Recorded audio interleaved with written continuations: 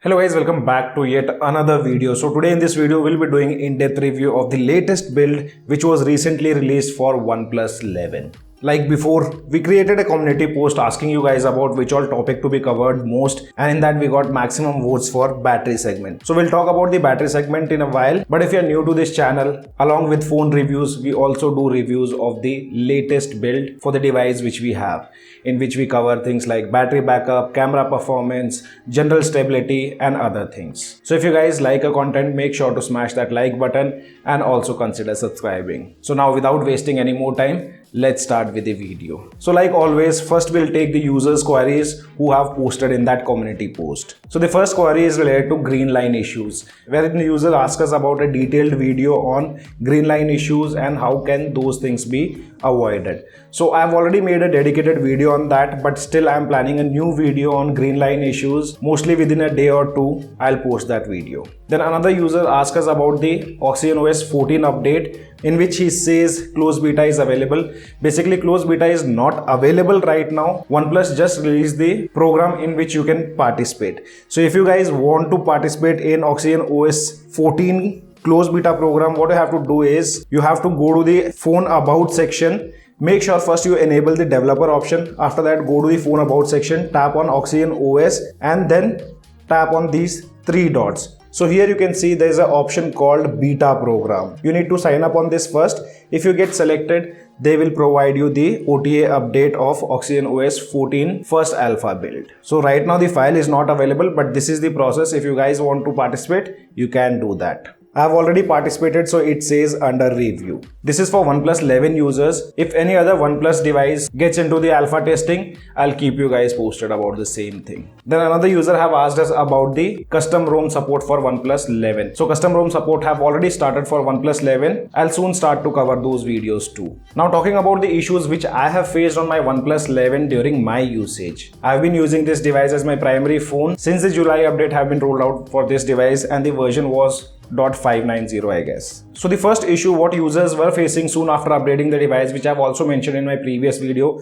that was related to the widget. So widget size automatically decreased after the update, but I also mentioned in that video how to make it normal, but still some users were not able to do it. So what you can do is, if you're not able to increase the size, just remove the widget from there and again re-add the same widget. That will bring up the normal size like how I have done on my OnePlus 11. Another major issue what I have observed on my OnePlus 11, I stay in Bangalore and here weather is quite normal. Ambient temperature is always around 28-29 degrees Celsius. It doesn't go above that, but I've seen a lot of throttling and heating issues on my OnePlus 11 after the July update. This is not only with OnePlus 11, I have also mentioned in my previous video, OnePlus 10 Pro was also heating up a lot. Even if I keep the device for charging, that time also I noticed 41 degrees Celsius of max temperature, which doesn't used to happen on the previous build. So this is the second issue which I have faced during my usage. The third issue which I have faced is related to the notification color. So I'll show you a screenshot. I was able to grab a screenshot when that issue occurred. So here if you see the screenshot, the WhatsApp icon in the status bar is in gray color. But soon I opened the app drawer and again checked the notification. That time it got back into the normal color, which is white, which generally appears in the status bar. So this has happened with Telegram app also, wherein I wasn't able to take a screenshot. But when it appeared with WhatsApp application, I finally managed to grab a screenshot. So this is another issue on this latest build. And another temporary bug which I noticed on OnePlus 11 after July update was related to always on display. So I mostly use this analog clock as an AOD, but soon I updated the device. This got changed to the default one, which was this digital clock. And it only happened once during that update process. After that, I have been using the same clock, and I also restarted my device twice or thrice. Even after restarting, it remained the same. So I think that was a temporary bug, or they might have done some changes in the AOD part. If you guys have also faced this issue, then do let me know in the comment section below. And another issue which I have faced a lot after this update is related to network. I've also enabled Wi-Fi calling feature, but still a lot of users whom I speak over the phone they always report distortion in the audio. It's not only with the Wi-Fi calling stuff, even outdoors also I have faced those issues. So network issues seems to be an issue on my particular unit. I'm not sure about you guys. If you also faced any network related issue, then do let us know in the comment section below. Overall stability wise, I did not find any kind of issues, no jitters or lag till now in my usage. And now let's talk about the battery backup. So I personally felt battery backup is improved on this build.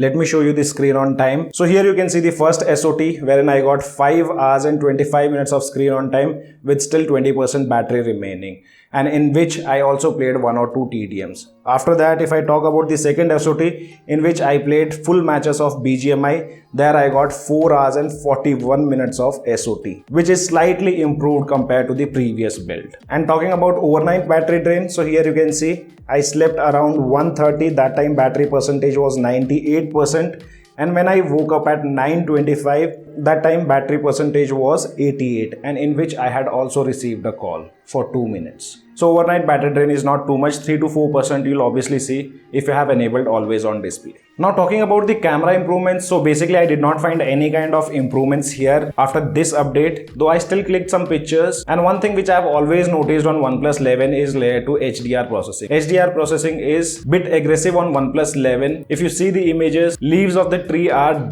in dark color, but when the processing is completed, the color what you're seeing in the image is not exactly what you see with your naked eye. So I personally feel that HDR processing is bit aggressive on OnePlus 11. And still there is a color shifting which you guys will notice while using all the 3 lenses. So other than these things, there are no findings in the camera segment, and I did not even notice any kind of improvements compared to previous build. Now at last, let's talk about the performance part.